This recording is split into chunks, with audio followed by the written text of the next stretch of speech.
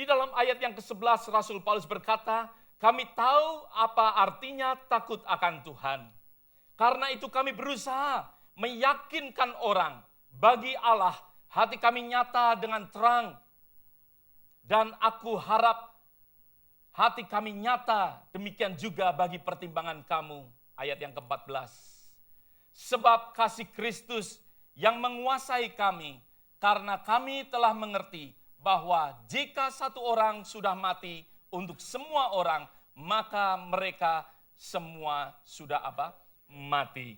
Dalam hal pembicaraan tentang misi, di dalam hal pembicaraan bahwa Allah menghendaki akan semua manusia selamat, Rasul Paulus memulai dengan perkataan kami tahu. Kami tahu. Rasul Paulus bersama dengan murid-murid yang lain.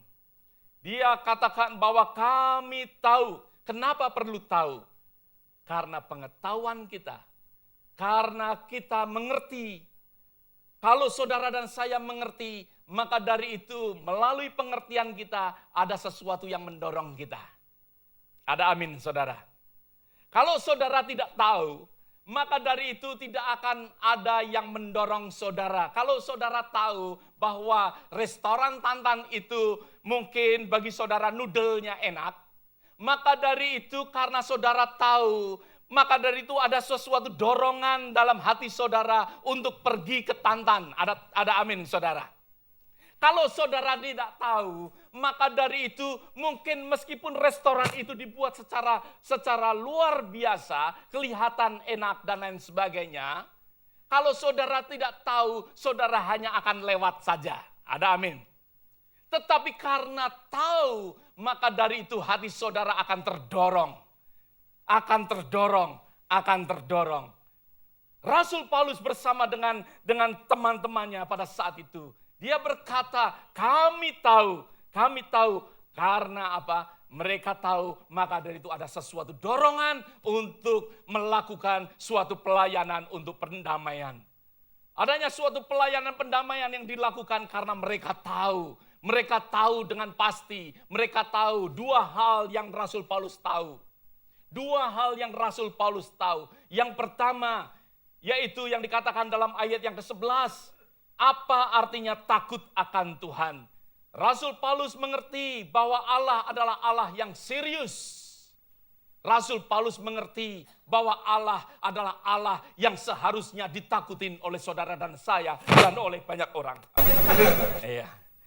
Takut akan Allah ya yang dikatakan oleh Rasul Paulus di dalam ayat yang ke-11.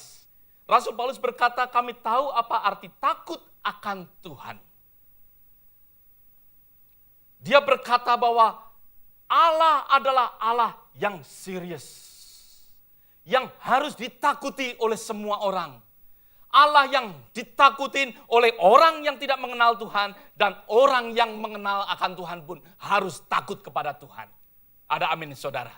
Inilah yang diketahui oleh Rasul Paulus. Yang mendorong dia untuk kenapa dia pergi untuk menyampaikan akan kabar baik. Menyampaikan akan kematian daripada Tuhan dan kebangkitan daripada Tuhan. Kenapa dia pergi untuk menyampaikan semuanya? Karena mereka takut.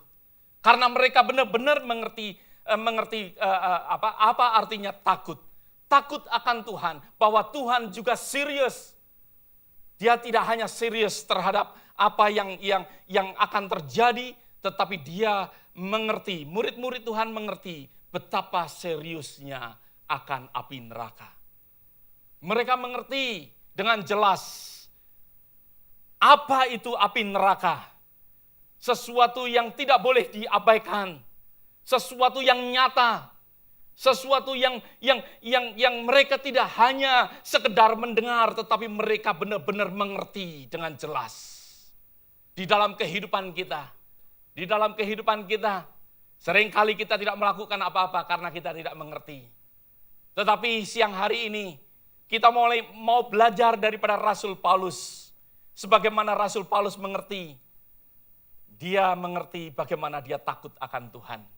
Mengerti bahwa Tuhan adalah Tuhan yang serius.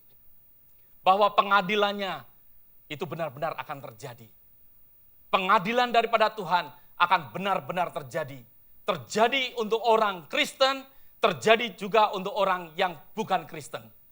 Terjadi untuk orang yang percaya dan terjadi untuk orang yang tidak percaya. Berapa banyak katakan amin? Akan terjadi untuk saudara. Pengadilan Yesus Kristus akan terjadi untuk saudara, akan terjadi untuk saya.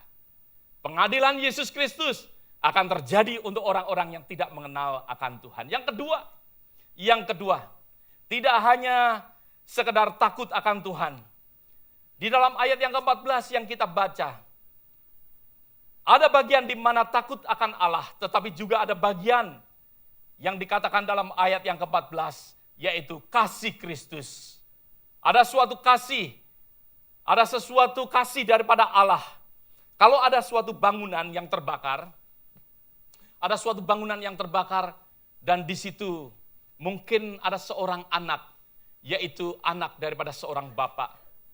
Saya percaya bahwa seorang bapak yang baik, seorang bapak yang tidak hanya sekedar mengerti bahwa api itu nyata, yang dimana dia takut akan api yang berkobar-kobar pada saat itu.